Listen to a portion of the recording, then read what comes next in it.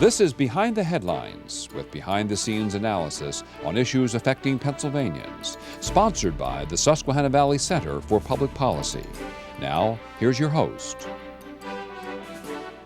Hi, from Philadelphia to Erie and from Pittsburgh to Scranton, it's Behind the Headlines. I'm Charlie Greenawalt, Senior Fellow of the Susquehanna Valley Center for Public Policy, and I'm joined as usual by my co-host Maura Donley. Hi, Maura. Hello, Charlie. Why, it's been a long summer, but a summer filled with lots of politics and lots of presidential politics Stuff. as well. Yeah, hard to avoid. But as well, we find that the fall is coming, and with the fall comes school bells, and with that we look at what is the state of education currently in Pennsylvania as all our children go back to school and our older children go back to higher education. Speaking of higher education, who's better to talk about that than Ken Mash, the president of ABSCUF. Ken, welcome back to the show. It's nice to have you. Thank you, Charlie. It's great to see you. It's great to see you, Maura. Nice to see you, Ken.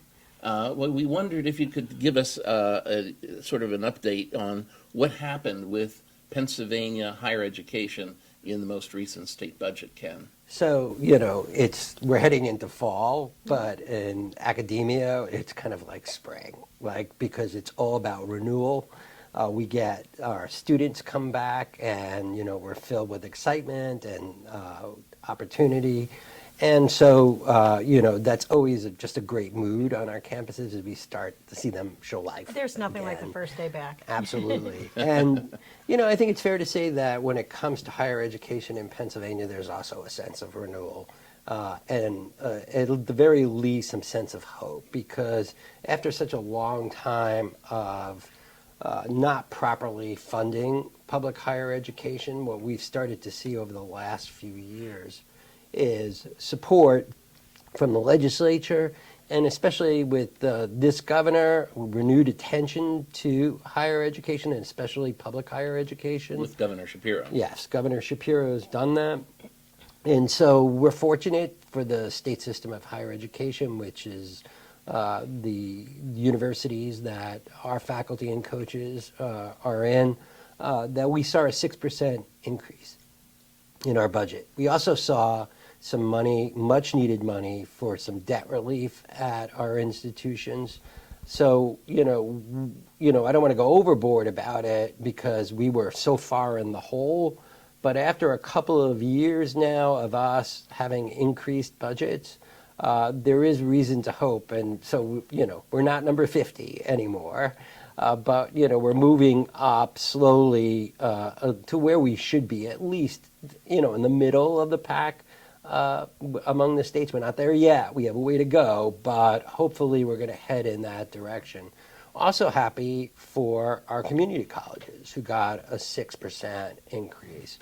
And I think there's some exciting things, too, that we're going to see that comes out of this new State Board of Education that State Board of Higher Education that has been created, and they're going to look to coordinate the various different parts of higher education. I read that there were a lot of different types of scholarships also that were funded in this budget. Can you tell us a little bit about those? Yeah, well, I know that there's the merit scholarships that do provide money for students coming from out of state, geared towards certain professions, and that's true. There's also additional money for Pennsylvania residents, looking to attract students from out of state, but also to try and to make sure that we have people in the workforce that we need to fill certain holes that have, Is that really like exist. teachers and nursing? Exactly. Examples? Okay. Exactly. So, where we have those holes, it looks to try and fill those holes. And I mean, especially appreciative because people are starting to put together the dots. And so what happens is that, we know that in order to attract businesses to come to Pennsylvania, we're going to need an educated workforce. And right now there's projected we're going to be understaffed as far as people go. So I'm glad that we're starting to see those connections. And of course, our hope is that the legislature and the governor goes even further and supports things like the Pennsylvania Promise, which we support. Well, as you had said just a moment ago, Ken, we were on on sort of a downward spiral for a while, and we seem to be moving now and back into the right direction. But when we were in the middle of that downward spiral and we were cutting the funding and we were consolidating state university campuses and so forth, there are some subject areas that really took a hard hit, like foreign languages, for example. Are we going to be able in the future to replace those areas or repair them? What happens to the cuts that we made in higher ed in the future?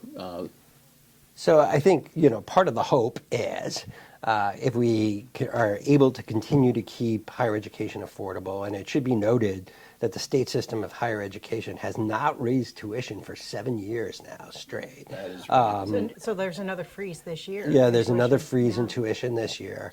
That will make our system more attractive, which would get us more students, which would put us in a better financial position as well.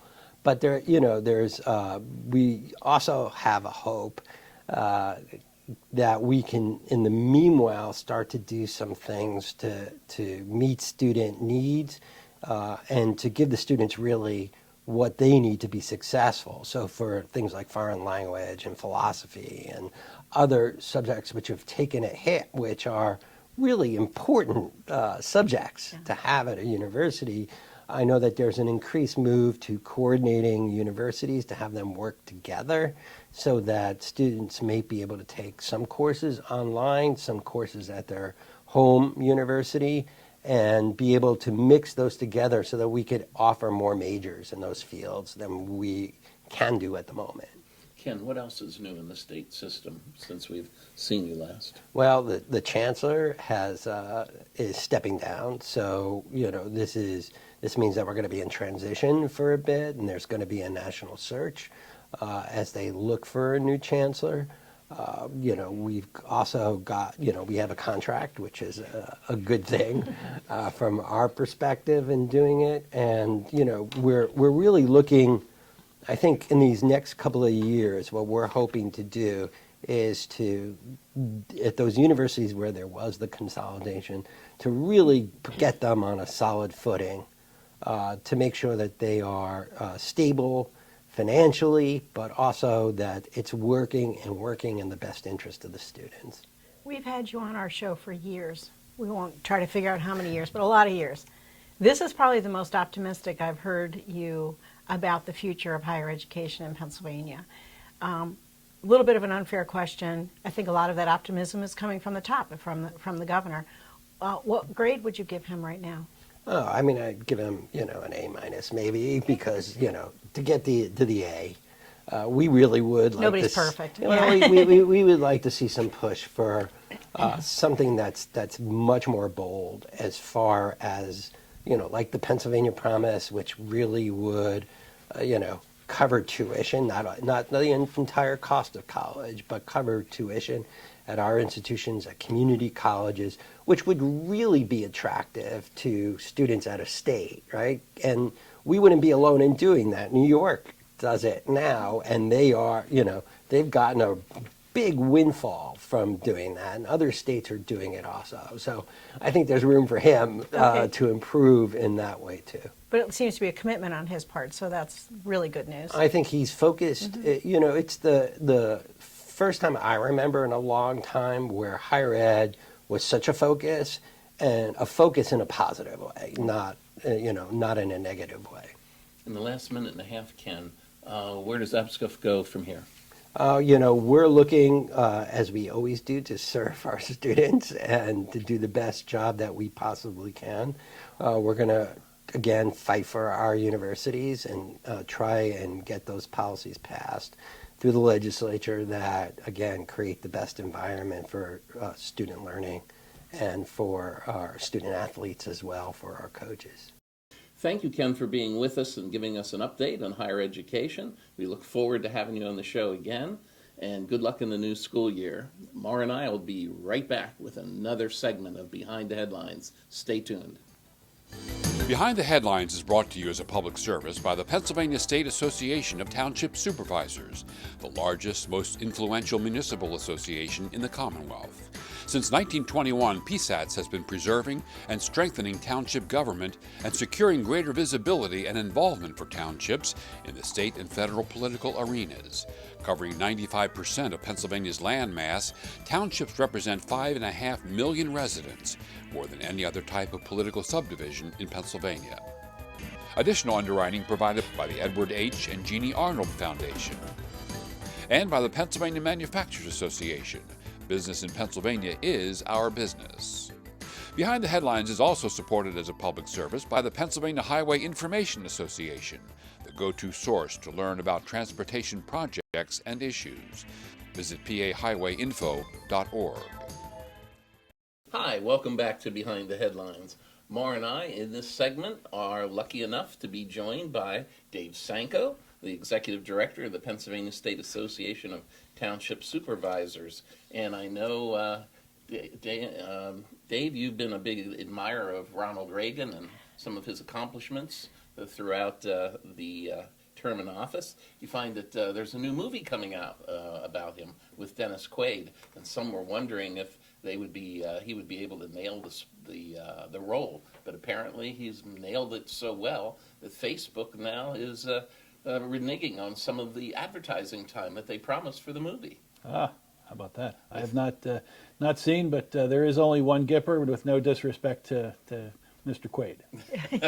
That's true. That's very true. Yes, I have a hard time picturing that, so I'm looking forward to seeing how that works. Yeah, we'll all look forward to seeing that. That should be an interesting endeavor, to say the least. But Dave, we were wondering if you could bring us up to date, essentially. If you could explain to us, again, about what the Pennsylvania State Association of Township Supervisors is. Of course, you're the executive director. Could you explain to us what PSATS is, and what does it do for local government in the Commonwealth of Pennsylvania? Sure. Well, in Pennsylvania, everybody lives in a county, municipality, and a school district. We represent parts of all those municipalities. Townships represent 95% of all the land mass in Pennsylvania, almost 5.7 million people. So our job is to help make sure that those local elected officials have the tools and resources to do their job better, to help serve their communities and provide quality local government at affordable cost. And we do that through training and education and publications and our annual conference, and just the sharing of best practices, because everybody has the same problems, and we try and help share the solutions. So it's back to school time. Does that have any meaning to your townships? Well, I think it does. I mean, clearly the townships have to do, are responsible for the roads, and the school buses are back on the roads, and that's an important time of year. We also, as an association, gear up a lot of our education and training going into the fall sessions as well. And when it comes to Harrisburg, it also often becomes when they've returned from their summer vacation and they're ready to get back to work. But it's an election year, so there's not going to probably be a whole lot of work getting done, because they've got to get back home to campaign as well. So we're hopeful of some positive outcomes, but always wary of mischief. Oh, mischief. Well, Dave, we were talking about the new movie on President Reagan, and of course that is being released at a good time to snag viewers, I imagine, since it's a presidential election year. And we're wondering if the presidential election years have a special impact on local governments here in Pennsylvania. Well, I think it makes most people grateful that they have a local government, and that you don't have to count on, and that those local supervisors don't go out and buy television advertising when it's time for their reelection. They go and they knock on their doors, Yeah. and they visit and they represent their community, and it's not a situation where a whole bunch of folks in Washington think they know best for everybody, or folks in Harrisburg think they know best for everybody. It's an opportunity to really celebrate why local government works best. So in the past, we've talked about there being a charge for the townships for local police coverage. What is the update on that? Are we seeing more of that, or Well, I think the one of the foundations, Pennsylvania State Police, was created back in the early 1900s to provide public safety for all Pennsylvanians. Right. And that mission has not changed. They still do that. There are communities that would like additional coverage, additional law enforcement, additional local code enforcement. Those communities will put on local police departments or regional police departments, and they'll make that extra investment. But everybody pays their income taxes, and everybody is entitled to a baseline coverage of law enforcement, which we get from the state police. Every couple years, there are some folks in Harrisburg who want to start charging for that coverage for state police. And at the end of the day, that's really not about public safety at all. It's more about Harrisburg just trying to collect more money from folks. So they'd get more money, and the local communities that would be forced to pay those additional dollars will get no more coverage. We'll get no additional layers of protection, no more state police, because they don't grow the complement. They're struggling to fill the complement we currently have. And so there's a great partnership between state police and local police. Well, Dave, in terms of new initiatives, we've heard that there's a movement dedicated to making workers safe by building a state OSHA program for local government. Can you tell us anything about that? Is that good or bad? Well, look, I think local governments are all about making sure their workers are safe. I mean, most of the workers that Pennsylvanians will see from local governments will be the folks who are working on the road crews and fixing roads. So we do things to try and make sure those are safe. I think local governments are committed to that safety level. I think OSHA was formed again probably back in the 1900s when there were private businesses or corporate sector that weren't as concerned for safety. And they put rules in place and had fines. And it's one thing to fine a corporation or a business, but in this instance, if you create a state program for local governments and municipal governments, and first you're assuming they're doing things wrong, and they're not. So you're going to create a bureaucracy to oversee and wind up going, everything's okay, but that's going to cost money to do that. And if they do find a violation, that fine is, who are you really fining? You're fining the taxpayers. Right. It's not, fining you or fining me. It's not about a corporate entity. So I think there is concern about doing those things. We're doing a lot of things right. Workers, I think, are safe. Just a couple wild examples of what would happen. There's some of the kind of rules you'd have to comply with. Most of them will raise additional costs. So if there were a Pennsylvania OSHA program, there would be, when in the winter, when you go out to plow the trucks or plow the snow, you'd have to have two drivers or two people in each truck, a driver and then a safety person in case the driver needs a break or gets sick or what have you. So it doubles the cost of plowing the roads. Another example, and we saw an instance there are some states that have state OSHA programs.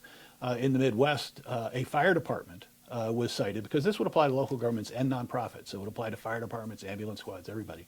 A fire department was cited for not having the fire extinguisher where the Washington bureaucrat thought the fire extinguisher ought to be. Now, I don't know about you, but I'm going to trust the fireman for knowing where the fire extinguisher ought to be. Because he knows where it is. Because he knows where it is, and he knows where the building, and he knows where the risks are, not some bureaucrat sitting in Washington. And the third one is kind of even more bizarre. All of our public buildings, public works buildings, have a garage door where the trucks go in. You would be fined if you walked through that door, because the OSHA rules say that you're not allowed to walk through those doors. You have to go around and use a regular 6-foot tall human door, because those overhead doors are on springs and they have rollers and they could fall and they could hit you. So you get fined for walking through and if you have a garage door at home. Bureaucracy is at its best. Be careful, because it's, it would be just that. It would cost $3 million just to spin up the program. And it really is another example of who do you want making decisions about keeping your community safe? Is it Washington knows best, or Harrisburg knows best, or local communities So know best? when you talk about snow removal, I'm immediately thinking, if you have to put two people in one truck, that means there's only maybe, in some cases, one truck on the road, which means most places won't even get plowed.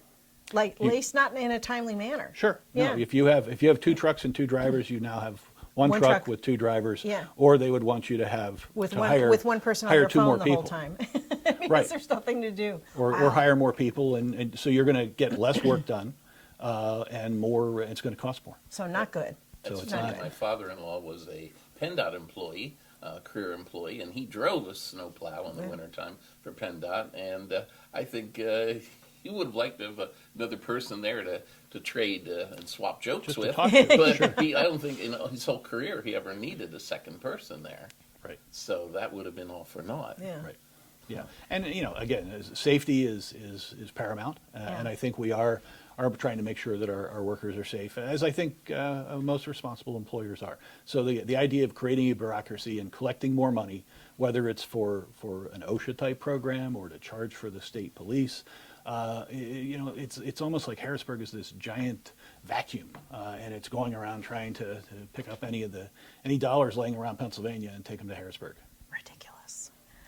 So one of the biggest platform issues for all of our candidates, especially even on the presidential level, is affordable housing. And it's been called a housing crisis. That's just, I don't even know how we catch up with the number of houses that we need. Does Harrisburg have any solutions? I'm almost afraid to ask, but does Harrisburg have any solutions to the housing crisis, and are the townships involved? I mean, imagine that's a big issue in a lot of townships. Well, at the end of the day, and from a very foundational standpoint, local land use, deciding the types of land use, whether it's commercial or residential or agricultural, and what types of housing go there, are in fact local decisions and vary from community to community, because every community is different and those decisions ought to be made at the local level. Does Harrisburg have any solutions, or they have some ideas? Good or bad? And sometimes the Harrisburg ideas are solutions in search of a problem, or a hammer in search of a nail. So I think their solution is to, and it's been done in a couple other states. So it's been done in Minnesota, it's been done in California, Oregon, Washington, is to take that local land use control away from the local government and standardize it and preempt it and put it at Harrisburg. And that Harrisburg would say, what we're going to have, you're going to be able to build twins and triplexes and quadplexes on parcels that are zoned for single family, and that's just the way it is, and the local community has nothing to say about it. So I think, again, it comes down to who do you want to make those decisions? Do you want them made by people locally in a community, or do you want them made by someone off in a state capital somewhere, or sometimes even worse, further away in Washington, D.C.? Well, Dave, the drive for affordable housing and the need for more affordable housing, isn't that perhaps a need that has been dumped on many of the local governments by Washington, D.C., in terms of the Biden administration over 3.5 years has let in as many immigrants, illegal immigrants, that came through Ellis Island. So we've had 3.5 years, and the number of illegal immigrants that have come in equals the number that came in for 60 years in Ellis Island. Sure. Well, and I think there's a coalition put together to try and talk about how this housing is. But at the end of the day, when you look at it, it's builders and realtors and folks who are going to make money off of more housing. And they blame the cost of housing on local government, and their process is slow. So that's the argument for taking it away and doing it at the state level. We've looked around, and I don't know. To me, the cost of housing is high because of interest rates. Mm-hmm. The cost of housing is high because of the cost of land. The cost of housing is high because of inflation, supply chain challenges. Mm-hmm. Workforce challenge. There's a whole bunch of things that make housing expensive. Local government isn't one of them. And it's not going to be solved overnight. You're not going to fix it overnight. No. It's going to be years. It's going to be years, Yeah. and I think you have to take a look. I mean, we've heard for years Pennsylvania is losing population. We keep losing congressional seats, and the population continues to tank. How are we having a housing problem? Because we had enough houses keep before. Losing. Go get their when we house. had millions of Yeah. a million more people. So I think there's a lot of challenges. That's not to denigrate the issue, because I mean, clearly giving people a place to live and safe. I mean, the bigger question is giving them safe and affordable places to live, and that's driving them into townships. Now, all of those choices that make for affordable housing are choices that are available today. And at the local level, and local townships are making those decisions on a monthly basis when they have their meetings. And if they want to put high-density housing in, they have that option. If they want to put twins or quads in, they have that option. But those are options that are localized at a community level to see what that community can withstand and bear, not some mandate that comes from Harrisburg. Yet everywhere we look in South Central Pennsylvania, there's housing construction.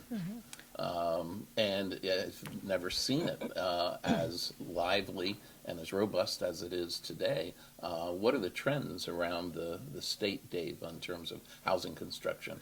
I think how are we doing? We're seeing housing construction all across Pennsylvania in different areas to meet the demand, to meet the needs, but they struggle with the same kinds of supply chain issues, the same kinds of where we're going to get workers.